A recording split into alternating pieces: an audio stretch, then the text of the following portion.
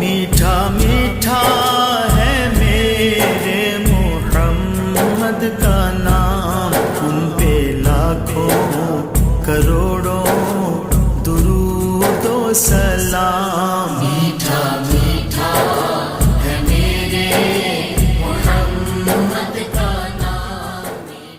أعوذ بالله من الشيطان الرجيم، بسم الله الرحمن الرحيم۔ حدثنا إسماعيل قال حدثني مالك عن إسحاق بن عبد الله بن أبي طلحة أن أبا مرة مولى عقيل بن أبي طالب أخبره عن أبي واقد الليثي أن رسول الله صلى الله عليه وسلم بينما هو جالس في المسجد والناس معه إذ أقبل ثلاثة نفر، أقبل اثنان إلى رسول الله صلى الله عليه وسلم وذهب واحد، قال فوقف على رسول الله صلى الله عليه وسلم فأما أحدهما فرأى فرجة في الحلقة فجلس فيها، وأما الآخر فجلس خلفه، وأما الثالث فأدبر ذاهبا۔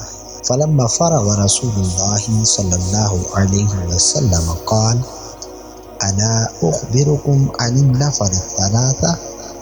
أما أحدهم فآوى إلى الله فآواه الله، وأما الآخر فاستحيا الله منه، وأما الآخر فأعرض الله عنه۔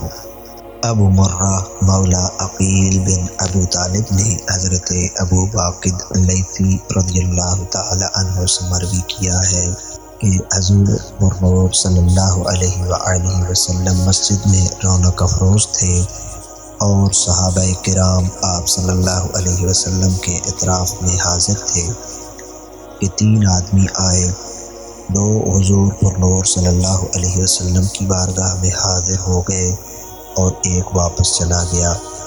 یہ دونوں رسول اللہ صلی اللہ علیہ وسلم کی خدمت میں کھڑے رہے حتیٰ کہ ان میں سے ایک نے مجلس میں خالی جگہ پائی اور وہاں بیٹھ گیا، جبکہ دوسرا شخص لوگوں کے پیچھے بیٹھ گیا، جبکہ تیسرا منہ پھیر کر واپس چلا گیا۔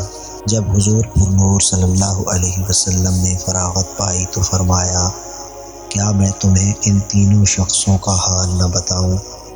ان میں سے ایک اللہ کی طرف آیا تو اللہ تعالیٰ نے اسے جگہ دی، دوسرے نے حیا کی تو اللہ تعالیٰ نے اس سے حیا فرمائی، اور تیسرے نے منہ پھیرا تو اللہ تعالیٰ نے اس سے رخ پھیر لیا۔